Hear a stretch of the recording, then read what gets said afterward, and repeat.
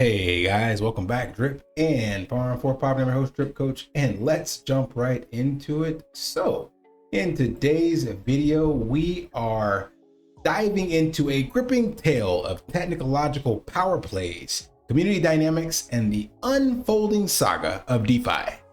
Let's unravel this intricate web, shall we? So, imagine this scenario. Hypothetically, of course. In the world of DeFi, you have two developers. One is skilled but lacks transparency and honesty, and his approach leads many in the community to lose trust. And unfortunately, their investments as well. Now contrast this with, let's just say, another developer team, lesser known, but praised for their integrity and openness. Now, the shift in the community's alliance and allegiance is crucial because it's a reminder of the power of community in the DeFi space. Their support can make or break projects, and we've seen that over the last 2 years. Now, this comes straight from a scene of corporate drama we're experiencing right now, where key figures leave a company, causing a seismic shift in team loyalties. This brings me to the real world of OpenAI news. So unless you've been under a rock for the last 72 hours, this is literally something right out of a TV drama. So if you're not familiar, OpenAI is the leader right now in generative chat technology, generative AI technology. So they had the DALL-E 3, then they had ChatGPT, those are both the same. And then a lot of things spun off from that because it was basically open source. So it has taken the world by storm, literally 1 year now, since it's been made public to people. And there are just tons and tons of now companies barred with Microsoft. Elon's doing his own thing. So it's just everywhere. But anyway, this is the biggest drama because the CEO, Sam Altman, was ousted basically by the board. So the board consisted of 6 members, and 3 of which were the founding members, Ilya, Sam, and Brockman. So I'm not gonna go into the details, but basically what happened was they fired Sam, and then that caused Brockman to also leave and say he wasn't gonna stay. And then after that, a couple of their lead developers, like I think 3 to 5, also started walking out or said they weren't staying. That causes the board to scramble to try to bring Sam back. Sam decides, nope, I'm not coming back. Microsoft basically buys him off the bench. Brockman goes with him. And then a couple of other people left the company now. And then the CEO of Microsoft says that it has positions for everybody that wants to come over. And then now, I think as of this video, I was following this from Matt Walsh, so you can get the more details from Matt Walsh, also on Twitter. But as of this video, I think like 700 of the 770 employees at OpenAI have signed a document basically saying that they want a change of the board. So if the board doesn't change, then they too will be leaving. And then that led to a Twitter thread that was trending that was saying OpenAI is nothing without its people. So this, I mean, in 72 hours, they've had 3 different interim CEOs, basically, from Brockman to, I forgot the guy who's co-founded Twitch, then Altman. I can't even keep up, man. It's just crazy. But the point I bring up is that Sam was basically the figurehead, Sam Altman, the figurehead of OpenAI. And by all intensive principles, everyone agreed with his leadership. He brought this company to a multi-billion-dollar valuation by having it open source and open and available to the public. Microsoft has a 49% share, like all sorts of stuff came under Sam's leadership. So clearly he's doing something right. There are people that probably wanted to see more power moves and money plays, but Sam was more kind of a for the people, you know, let's tread lightly, keep it open source, but at the same time move fast and break things. And that didn't shake up well with people who just want to make money. So either way, they got rid of him. But because of that, it caused a huge shift in the OpenAI community, the team, the people that make up OpenAI, the 770 employees. And the reason I bring that up again is because it draws that parallel to that hypothetical scenario I told you guys in the beginning. DeFi, especially over on the Binance Smart Chain, is nothing without its community, exactly like this Twitter thread was showing here. OpenAI is nothing without its people. OpenAI is nothing without its people.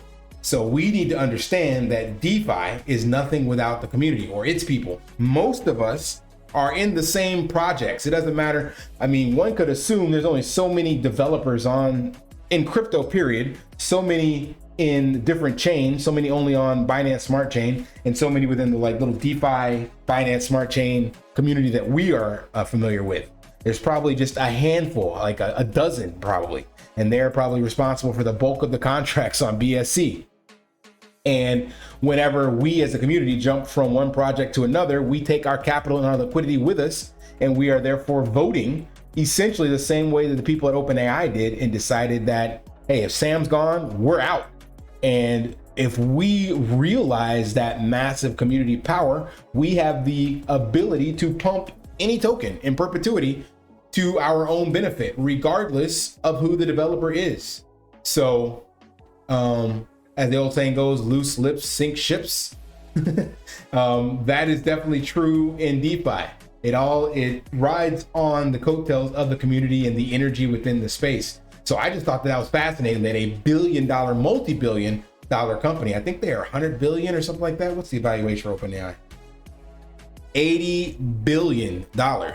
And this all came under the leadership of Sam Altman relatively within like 1 year. Obviously they're developing and doing things before that, but this just took off. They were the fastest company to gain 1 million users. I think taking over, what was it, TikTok, and before that was Instagram and something else, I can't remember, but basically just insane growth.